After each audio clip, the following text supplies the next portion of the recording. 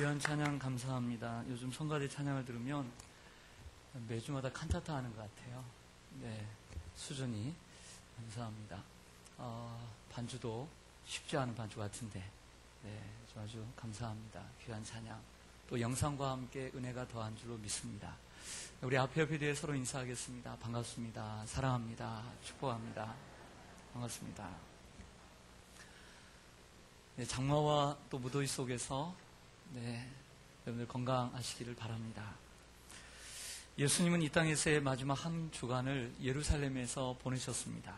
낮에는 예루살렘 성전에 들어가셨다가 저녁이 되면 베다니 나사로의 집에 돌아오셔서 그 밤을, 무거운 밤을 좀 쉼을 얻으면서 지내셨던 것 같습니다.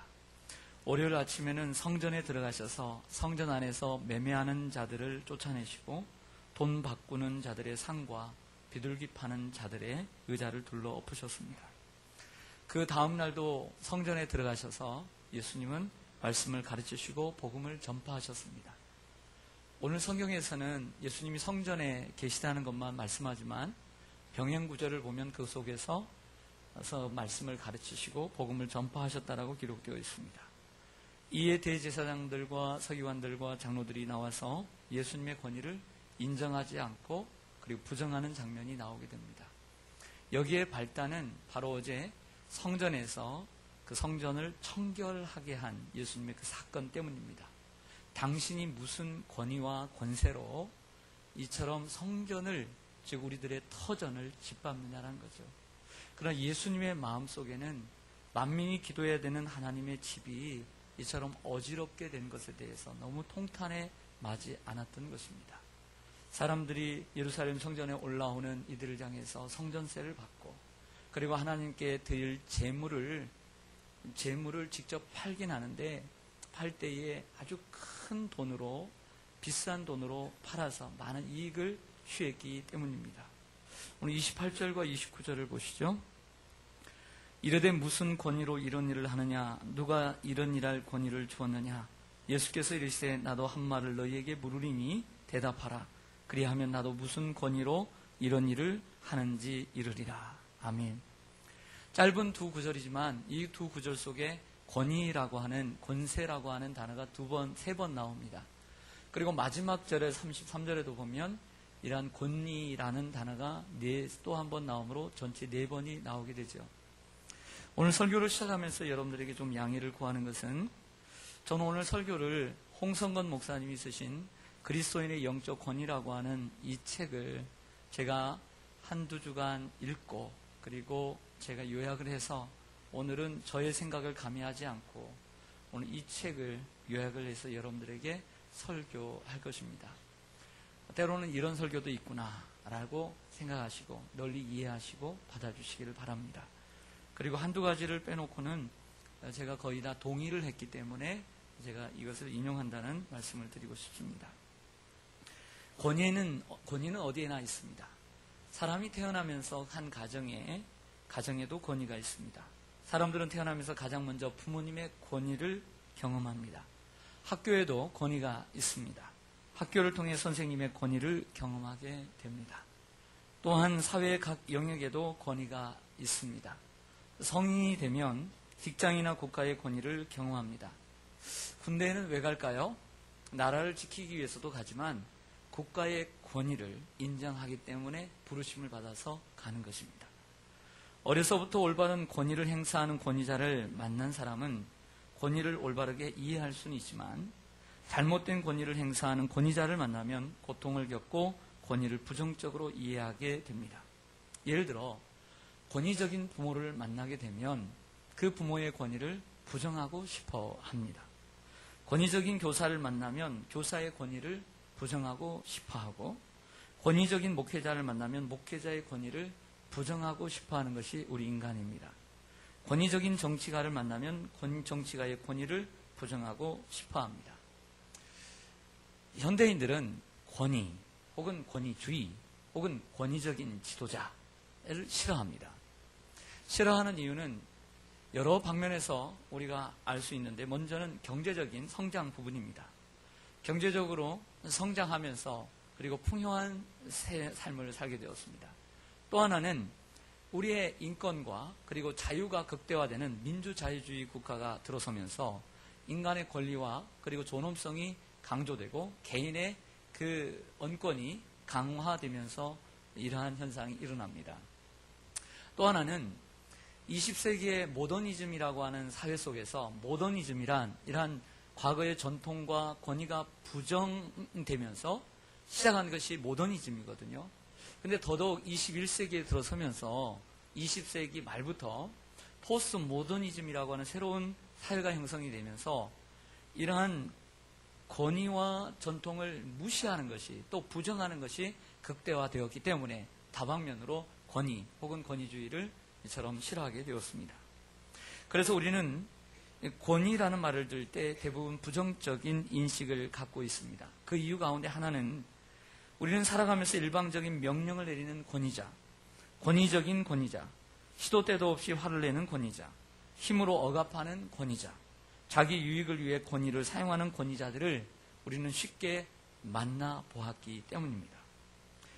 이는 올바른 권위를 경험해 보지 못했고 권위자에게 많은 공격과 아픔을 겪었기 때문이기도 합니다. 우리는 권위를 딱딱하고 답답한 것으로 여깁니다. 왜냐하면 권위자가 우리를 아프게 했기 때문입니다. 그럼에도 불구하고 우리에게는 여전히 숙제가 남습니다. 그 숙제는 바로 가정에서의 부모의 권위가 무너진다면 그 가정은 어떻게 되겠느냐라고 하는 것이죠. 학교에서의 교사의 권위가 무너져 버리고 그리고 교회에서의 지도자의 권위가 무너지고 나이 많은 어른이 나이 적은 후배들 앞에서 그리고 사람들 앞에서 권위가 무너진다면 가정과 학교와 사회와 교회와 이 나라 민족이 어떻게 세워질 수 있겠느냐라고 하는 숙제가 남는 것입니다. 이러한 권위가 무너진 가정과 학교와 교회와 사회는 그 공동체가 줄 수 있는 고유의 축복을 바르게 받을 수가 없는 것입니다. 올바른 권위가 세워질 때 하나님의 생명과 축복을 누릴 수 있습니다. 그래서 이 책에서는 권위를 다른 표현으로 이렇게 표현합니다. 권위란 하나님께서 주시는 축복과 생명과 축복의 통로이다. 이렇게 정의를 내리고 있습니다. 비록 권위자들에 대한 부정적인 경험을 했다고 해서 권위의 근본적인 원칙마저 소홀해져서는 안 된다는 것입니다. 그러므로 우리는 권위를 먼저 첫째, 권위를 올바르게 이해하는 것이 필요합니다. 그리고 나의 권위자에게 그 권위자를 바르게 대하는 태도가 정의되어야 합니다. 또 세 번째로는 그리고 나 자신에게도 주어지는 권위를 바르게 행사하는 이러한 지혜가 필요합니다. 성경에 보면 권위를 바르게 행사하는 사람이 있고 그렇지 못한 사람들이 많이 나와 있습니다. 그 중에 대표적인 구약의 사람은 다윗과 사울입니다. 다윗 왕과 사울은 극적인 대조를 이루고 있습니다. 다윗은 그 권위에 사울이 그처럼 괴롭히지만 자기를 죽이려고 하지만 하나님이 세우신 권위에 순종함으로써 결국 하나님의 축복을 누리게 되는 이러한 케이스를 보여주고 그리고 그러나 사울은 처음에는 순종하지만 사무엘의 말씀을 하나님의 말씀을 순종하지 않고 자기의 뜻대로 행함으로써 결국에는 이러한 실패의 나락으로 떨어지게 되는 것을 보게 됩니다. 신학에서는 예를 들어서 이러한 바른 권위를 행사한 사람으로서 마태복음 8장에 보면 이탈리아 군대의 백부장이 나옵니다. 이 이스라엘의 주둔에 있던 가이사랴의 주둔에 있던 이 백부장 100명의 군사를 거느리고 있는 장교가 하루는 예수님을 찾아갑니다. 예수님을 찾아가서 길에서 만나죠. 예수님 내 하인들 가운데 한 명이 중풍병으로 누워서 몹시 괴로워하고 있습니다. 고쳐주시면 좋겠습니다. 이렇게 부탁을 합니다. 그러다 예수님께서 그의 모습을 보시고 감동을 해서 그래 내가 가서 같이 고쳐주마 하고 가자 그랬단 말이에요. 그러자 이 백부장이 이렇게 얘기합니다. 예수님 저는 죄인입니다. 우리 집에 오물 가어치 제가 감당할 수 있겠습니까? 여기서 말씀으로만 해 주십시오. 그러면 내 하인이 낫겠습니다. 그러면서 이런 말을 첨부해요. 뭐라고 얘기하냐면 부연 설명하냐면 내 위에도 상관이 있습니다. 그가 나더러 가라 하면 가고 오라 하면 내가 옵니다. 저 아래에도 부하직원이 있습니다. 제가 가라 하면 가고 오라 하면 옵니다. 주님께서 말씀만 하시면 내 하인이 나을 줄로 믿습니다. 백부장은 전령이 지휘관의 명령을 전달할 때 그 전령의 말에는 지휘관의 권위가 있음을 알고 있었습니다. 백부장은 예수님의 권위를 인정함으로 자신의 종의 병을 고칠 수 있었고, 더더군다나 내가 이스라엘 중에 이만한 믿음을 만나보지 못했다라는 극찬을 받게 되었습니다. 사랑하는 성도 여러분, 지도자의 잘못된 권위로 인해 권위에 대한 부정적 입장을 가지고 계신 분들이 있을지 모르겠습니다. 그러나 권위를 올바르게 이해하고 권위자를 대하는 바른 태도를 배우고 자신에게 주어진 권위를 올바르게 사용하는 법을 배울 때 우리는 그 권위를 통해서 주시는 하나님의 생명과 하나님의 축복을 받아 누리게 되는 것입니다. 그렇다면 권위라는 말을 대해서 다시 한번 좀 말씀드리겠습니다. 화면을 보시면 우리가 읽고 있는 이 신약 성경은 헬라어로 되어 있는데 헬라의 이 권위라고 하는 단어는 엑수시아라고 되어 있습니다. 이 엑수시아는 에크 혹은 엑스라고 하는 뭐뭐로부터, 우리가 교회를 할 때 에클레시아는 저 밖으로부터 부름받은 하나님의 백성들인데, 이 영어로는 from, 뭐뭐로부터라는 뜻이고, 우시아라고 하는 단어는 본질을 의미합니다. 지금 본질로부터 온 것이 권위입니다. 이 본질은 무엇이냐면 본질은 하나님이십니다. 그 하나님으로부터 오는 것이 권위입니다. 예수님의 말씀에 사람들이 이런 얘기를 한 적이 있죠. 여러분들 복음서에서 들었을 것입니다. 예수님께서 회당에서 말씀을 전하시니까 사람들이 권세 있는 교훈이로다, 권위가 있다, 이런 얘기를 했습니다. 하나님의 말씀을 전할 때에 자신의 말로 전하지 않고 하나님께서 그 말씀을 통해서 주시는 하나님의 뜻, 하나님의 의도, 하나님의 그 말씀을 밝히 드러내니까 그 권위가 드러나게 되는 것입니다. 예수님은 당연히 하나님이시니까 그 하나님의 말씀에 권위가 있는 것은 당연한 것입니다. 그래서 예수님에게는 권위가 있다는 것이죠. 세례 요한이 어디서부터 온 것입니까? 사람으로부터입니까? 하늘로부터입니까? 당연히 하늘로부터죠. 하나님께로부터 온 것이 맞지만 대제사장들과 서기관들과 바리새인들은, 장로들은 생각하기를 이렇게 얘기하면 자기에게 입지가 좁아지고 또 이렇게 얘기하면 또 자신의 입지가 좁아지니까 사람들의 눈치를 보면서 나중에는 뭐라고 얘기합니까? 잘 모르겠습니다, 이렇게 대답한 것입니다. 그래서 예수님도 그러면 나도 너희에게 대답하지 않겠다, 이렇게 말씀하시죠. 영적 권위, 영적인 권세는 본질, 즉 하나님께로부터 나오는 것이라는 것을 알려줍니다. 하나님께서 사람들에게 전해주고자 했던 의도가 바르게 드러나는 것, 이게 바로 본질입니다. 오늘날 교회들이 본질에서 벗어났다, 이런 얘기를 종종 합니다. 이는 본질이 아닌 것에 우리가 너무 많은 비중을 두고 있다는 표현이기도 합니다. 그래서 우리는 본질로 돌아가자는 말을 합니다. 즉 하나님의 뜻, 하나님의 의도, 복음이 가르쳐주는 복음의 본질, 복음의 핵심, 예수님의 정신, 거기로 돌아가는 것이 바로 교회라고 하는 것이죠. 이게 본질로 돌아가는 것입니다.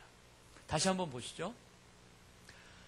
다음 페이지를 보시면 이 권위라고 하는 말은 여러분들 영어로 잘 아시는 대로 authority라고 하는 말입니다. 이 authority라고 하는 말은 앞에 author 혹은 asser라고 하는 이러한 저자의 전미어가 붙은 것입니다. 권위는 어디에서부터 오는 것입니까? 권위는 저자에게 오는 것입니다. 사실 이 홍성건 목사님이 쓰셨는데 홍성건 목사님이 저자입니다. 그러면 오늘 이 그리스도인의 영적 권위를 오늘 설교하거나 강의를 할 때 그 권위는 제가 하는 것보다 이분이 직접 와서 하시면 더 좋았을 거예요. 그러나 아쉽게도 제가 요약해서 전하게 되었습니다. 그래서 아이들이 공부를 할 때 어떤 해법 수학이나 혹은 영어를 공부를 할 때, 영문법을 공부할 때는 저자의 직강을 듣는 것이 가장 좋습니다. 저자의 직강을 듣고 그분에게서 배우는 것이 더욱더 학습하는 데 도움이 되는 것입니다. 저자 직강은 모르겠습니다만 수업료도 비쌀 수도 있고, 그리고 거기에 들어가기는 참 쉽지는 않죠. 모든 권세는 하나님으로부터 오는 것을 얘기합니다. 저자, 즉 이 성경의 저자가 누구입니까? 하나님이십니다. 하나님으로부터 오는 것, 하나님의 말씀을 밖에 드러내는 것이 진정한 권위인 줄로 믿습니다. 그래서 사도 바울도 로마서 13장 1절에 각 사람은 위에 있는 권세자들에게 복종하라. 권세는 하나님으로부터 나지 않음이 없나니 모든 권세는 다 하나님께서 정하신 바라. 좋은 대통령도 좋은 지도자도 하나님께서 정하실 뿐만 아니라 군부 독재뿐만 아니라 저 북한의 저 공산주의의 지도자도 하나님의 허락 없이는 세워줄 수 없다는 것입니다. 그러므로 우리의 권위자 앞에서는 어떤 권위자가 세워지든 하나님께서 세우셨다는 그것을 인정하는 것이 하나님의 뜻이라고 성경은 말씀합니다. 그래서 예수님이 가르쳐 주신 기도에는 마지막 부분에 보면 대개 나라와 권세와 영광이 하나님께 영원히 쌓옵나이다. 이 말은 모든 권세의 시작과 끝이 하나님에게 있음을 말해주고 있습니다. 그런데 권위의 근본이신 하나님이 그 모든 권세를 누구에게 주시냐면 아들에게 주세요. 예수 그리스도. 그리고 그 예수 그리스도는 그 권세를 누구에게 주시냐면 여러분에게 주셨어요. 오늘 성경을 보시죠. 마태복음 28장 18절 화면을 보시겠습니다. 우리 같이 한번 읽겠습니다. 시작. 예수께서 나와 말씀하여 이르시되 하늘과 땅의 모든 권세를 내게 주셨으니 그러므로 너희는 가서 모든 민족을 제자로 삼아 아버지와 아들과 성령의 이름으로 세례를 베풀고 내가 너희에게 분부한 모든 것을 가르쳐 지키게 하라. 볼지어다 내가 세상 끝날까지 너희와 항상 함께 있으리라 하시니라. 아멘. 하늘과 땅의 모든 권세가 하나님의 것인데 오늘 예수님의 말씀이니까 내게 주셨대요. 즉 하나님께서 예수님에게 주셨대요. 근데 예수님은 또다시 말씀하시기를 그러므로 너희는 너희에게 주셨어요. 이 말은 하나님의 모든 권세가 예수 그리스도에게, 그리고 예수의 권세가 쉽게 얘기하면 교회에 주셨다는 거예요. 그러나 이러한 건물의 교회를 얘기하는 것이 아니라 너희, 즉 예수 그리스도를 구주로 영접한 모든 그리스도인들에게 주님은 이러한 권세를 주셨습니다. 그러면 이 권세를 가지고 복음을 전파하고 세례를 베풀고 모든 것을 가르쳐 지키게 함으로써 이 나라가 하나님의 나라가 될 수 있도록 만들어 가는 것입니다. 이처럼 권위는 하나님께로부터 예수 그리스도에게, 예수 그리스도는 우리들에게 이 권위를 주셨습니다. 사도 바울은 오늘 다시 한번 보시죠. 고린도후서 10장 8절에 같이 읽겠습니다. 시작. 주께서 주신 권세는 너희를 무너뜨리려고 하신 것이 아니요 세우려고 하신 것이니 내가 이에 대하여 지나치게 자랑하여도 부끄럽지 아니하리라. 아멘. 앞부분 첫 줄을 좀 보시면요, 사도 바울이 고린도 교회에 이런 얘기를 했어요. 주께서 주신 권세, 이런 얘기를 했습니다. 즉 바울은 말하기를 자기에게 있는 권세와 권위는 자기의 것이 아니라 주님께서 주신 권세다, 이렇게 얘기를 하고 있어요. 그래서 바울을 통해서 우리에게 주는 성경적인 권세의 출처는 사람에게서 난 것이 아니라는 거예요. 그리고 또한 스스로에게서 난 것이 아니다. 혈통으로나 육정으로나 어떤 학벌로 아니면 가지고 있는 재산으로 혹은 다른 사람의 명예 있는 권력 있는 사람에게 부여받은 것이 아니라 오직 예수 그리스도 그 주님께 받은 권위라고 정의해야 하고 있습니다. 실제 우리가 가진 권위는 우리의 것이 아니고 쉽게 얘기해서 이런 얘기, 이걸 우리가 마음속에 좀 가졌으면 좋겠어요. 위임받은 권위. 따라가겠습니다. 위임받은 권위. 그렇습니다. 지난주에도 제가 청지기를 말씀드렸듯이 권위 또한 우리가 맡은 일도 청지기인 것처럼, 우리도 청지기인 것처럼 권위 또한 위임받은 것입니다. 청지기인 것이죠. 영원한 것이 아니라는 것입니다. 예수 그리스도는 하나님의 본체이십니다. 그래서 하나님과 같은 능력이 있고 그 하나님의 권세의 범위와 한계는 무한대입니다. 없습니다. 하지만 하늘과 땅의 모든 권세를 주신 그 권세를 우리에게 주셨지만 저와 여러분에게 예수님의 권세를 100% 다 주신 게 아니에요. 즉 저와 여러분에게는 한정된 범위 그리고 한계가 있는 권위를 주셨다는 거예요. 목회자에게는 모든 권위를 준 게 아니라 목회자에게 주시는 고유한 범위에 한계가 있는 권위를 주셨고, 부모에게는 그 자녀를 내가 낳았고 길렀으니까 내가 마음대로 하고 내 뜻대로 움직이고 이래라 저래라 멱살 잡고 이렇게 해라 저렇게 해라 할 수 있는 권위를 다 주신 것이 아니라 그 자녀에게 권위를 행사하되 꼭 할 수 있는, 꼭 해야만 하는 범위에 권위가 있다는 거예요. 그러므로 부모는 그 자녀에게 권위를 남용하거나 오용해서는 안 되는 것이고요.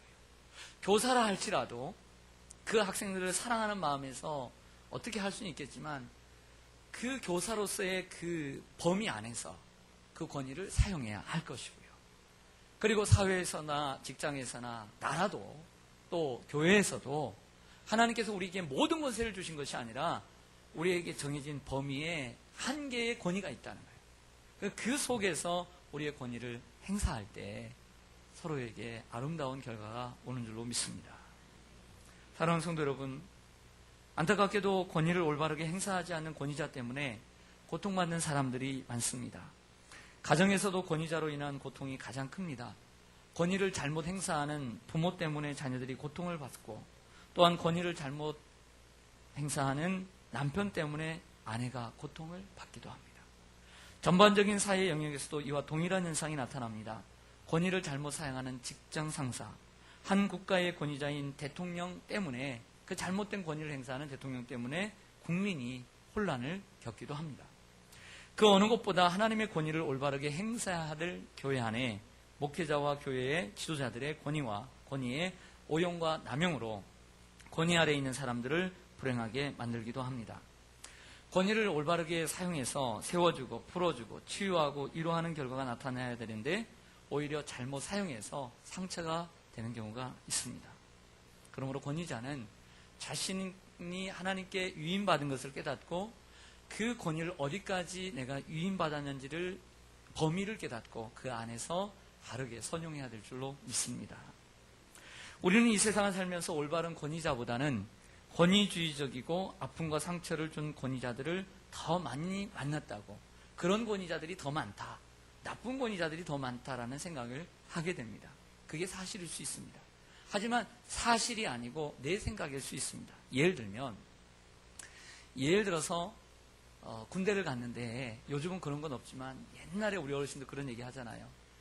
내가 전라도인데, 혹은 내가 경상도인데, 내가 전라도인데 경상도 고참을 만났어요. 근데 너무 못 살게 굴었어. 근데 내가 경상도 사람인데 전라도 고참을 만났는데 아주 내가 고통을 받았어요. 내가 그 다음부터는 그 한 사람으로 인해서 사회에 나와서도 전라도 사람이 싫은 거예요. 또 사회에 나와서도 경상도 사람이 싫은 거예요. 내가 부모님을 만났는데 부모님이 너무 권위적이에요. 그래서 생각하기를 모든 부모는 다 그런 줄 알아요. 한 번의 경험 혹은 한두 번의 경험으로 인해서 우리가 일반적으로 요즘 그런 말을 많이 쓰는데 트라우마라고 하고, 그 트라우마가 생기는 것이죠. 그래서 그런 사람들을 볼 때마다 다 부정적으로 보는 거예요. 부정적인 권위자들이 많을 수도 있지만 그렇지 않을 수도 있다. 한두 번의 경험으로 모든 사람들을 그렇게 볼 수는 없어요. 경상도에도 좋은 사람도 많고 전라도에도 좋은 사람도 많고 모든 사람들이 좋은 사람이 다 많을 수 있는 거죠.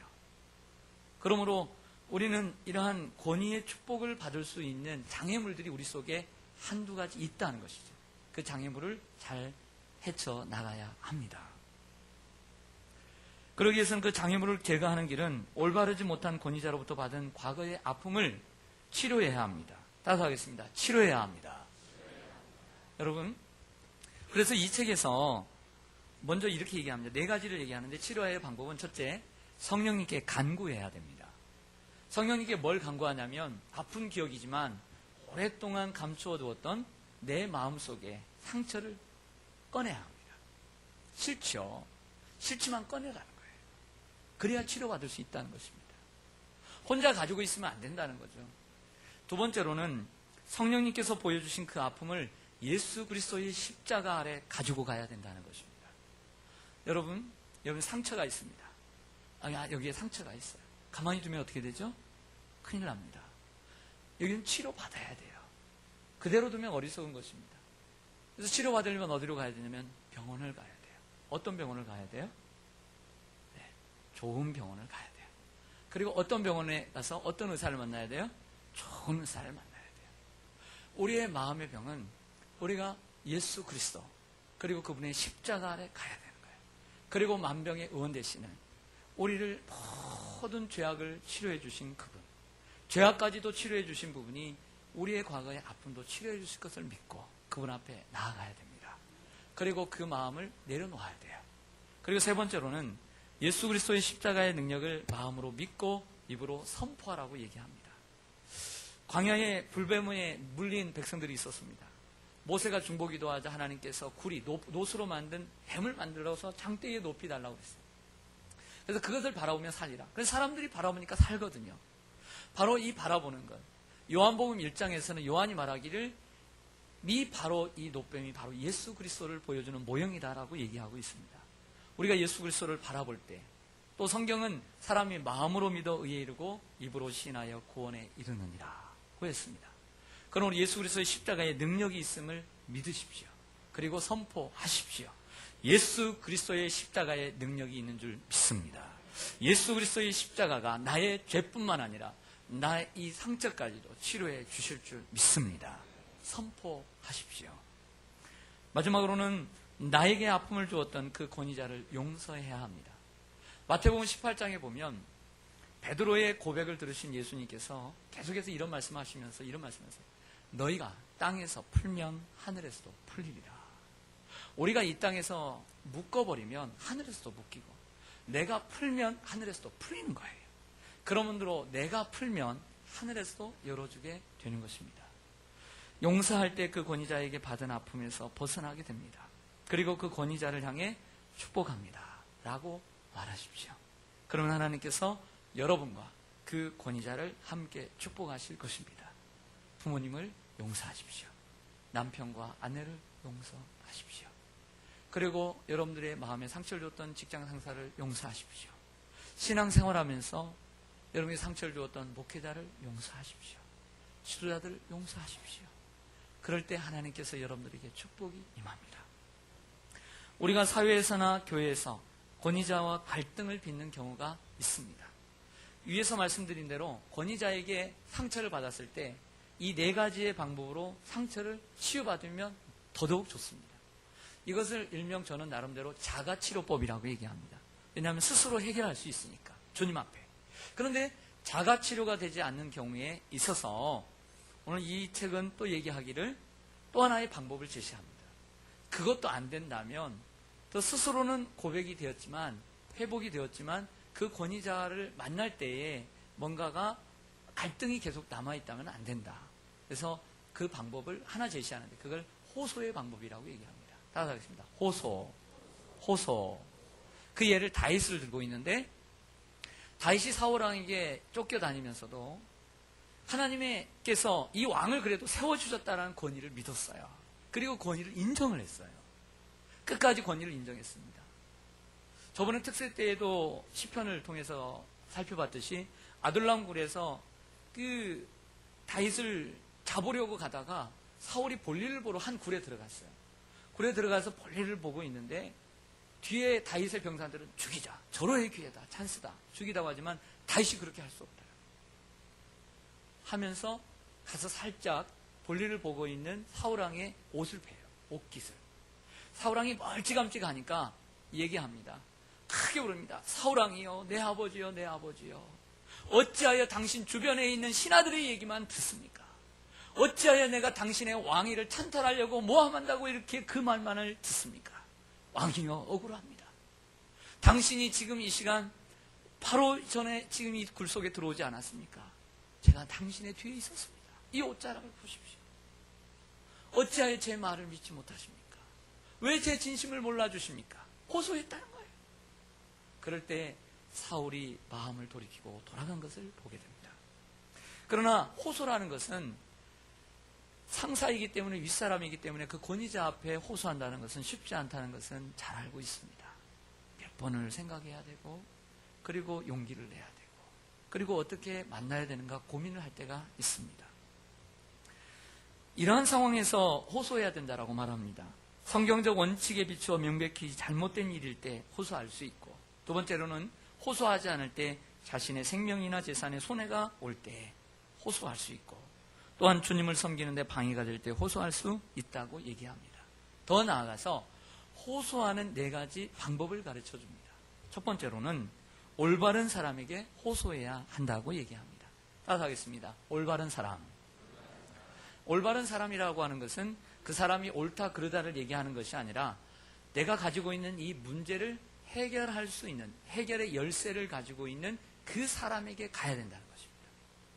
주변인에게 얘기하는 것은 소용이 없고 그 당사자에게 가서 호소하는 것이 중요하다. 두 번째로는 올바른 태도를 얘기합니다. 따라하겠습니다. 올바른 태도. 호소할 대상을 파악하고 그를 만나 호소할 때는 먼저 자신의 마음을 살피고 마음에 분을 품고 화를 내며 말하거나 권위자를 무시하는 태도를 취해서는 안 된다는 것입니다. 세 번째로는 올바른 이해를 가지고 호소해야 합니다. 따라하겠습니다. 올바른 이해. 사람은 자기 입장에서 생각하기가 쉽습니다.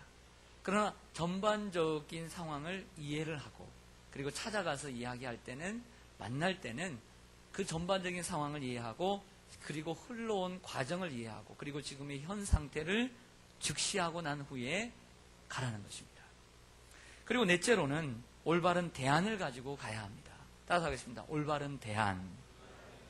즉 올바른 대안이란 호소하는 목적에 있어서 호소를 하는 것은 내가 내 마음을 토로하기도 하지만 호소의 목적은 해결에 있는 거예요. 갈등을 해결하는데 목적을 두고 가야 된다는 것입니다.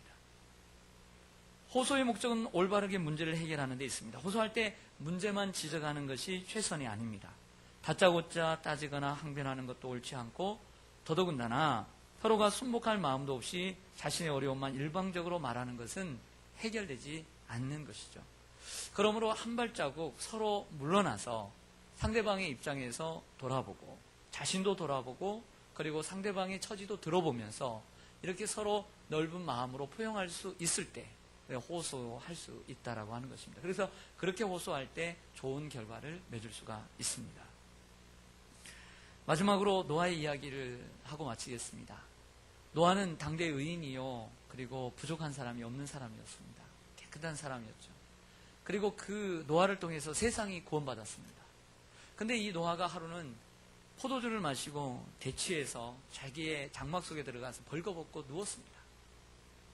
우연히 둘째 아들인 함이 들어왔다가 아버지를 보고 냄새에 아버지의 모습을 보면서 어떻게 아버지가 저럴 수 있느냐고 자세히 봤습니다. 그리고 나가서는 형과 동생에게 부정적으로 얘기를 했습니다. 그래서 형과 동생인 셈과 야벳이 옷을 벗어서 뒷걸음질 치고 들어가서 아버지의 부끄러움을 보지 않고 덮어주었습니다. 아버지 노아가 행한 것은 옳은 일도 아니고 존경받을 만한 일도 아니었습니다. 그러나 함은 자신의 눈과 입과 생각과 마음을 지키지 못했습니다. 그러나 셈과 야벳은 자신의 눈과 입과 생각과 마음을 지켰습니다. 함은 아버지의 실수한 모습을 보고 아버지에 대한 존경심을 잃어버렸습니다. 그러나 셈과 야벳은 아버지의 권위를 존중하고 아버지에 대한 존경심을 잃지 않으려고 노력을 했습니다. 이러한 셈과 야벳에게는 상상할 수 없는 큰 축복이 임했습니다. 사랑하는 성도 여러분, 부모나 교사, 그리고 직장 상사나 교회의 목회자나 지도자, 이러한 권위자로 인해 상처를 받고 그리고 여러분들의 아픔, 응어리가 져 있는 분들도 있을 것입니다. 그러나 우리가 기억해야 할 것은 우리 모두는 권위의 피해자일 뿐만 아니라 권위의 가해자일 수도 있다는 사실을 기억해야 합니다. 잘못된 권위 행사를 했다면 자신을 돌아보고 뉘우쳐야 합니다. 그리고 올바른 권위를 행사할 수 있도록 자신의 권위의 범위와 한계를 깨닫고 좋은 권위자가 될 수 있도록 노력해야 합니다.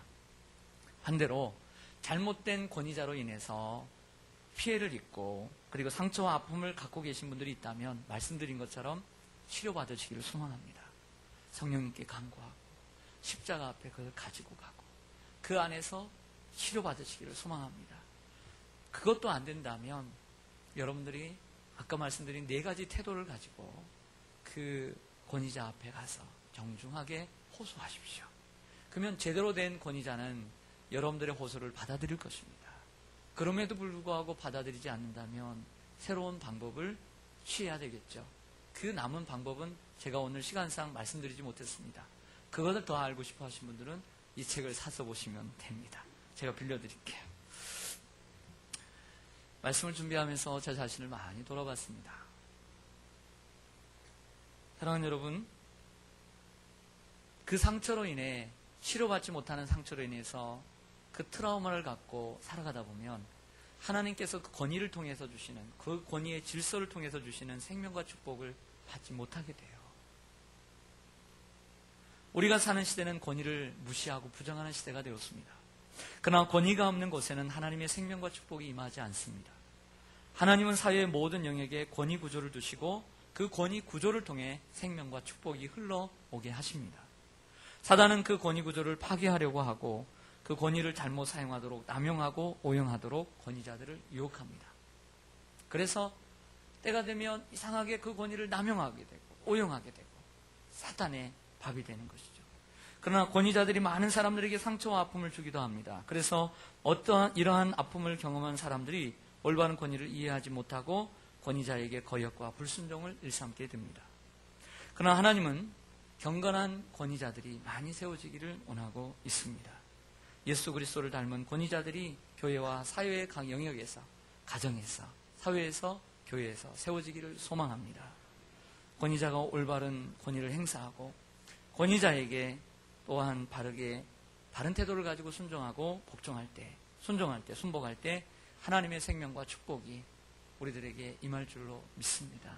여러분들에게 상처가 있다면 치유되기를 소망하고요. 그리고 그 권위자 앞에 여러분들의 마음의 아픔이 있다면 그분을 용서하시고 그리고 그 권위가 바르게 세워질 수 있도록 노력해 주시기를 바랍니다. 기도하겠습니다.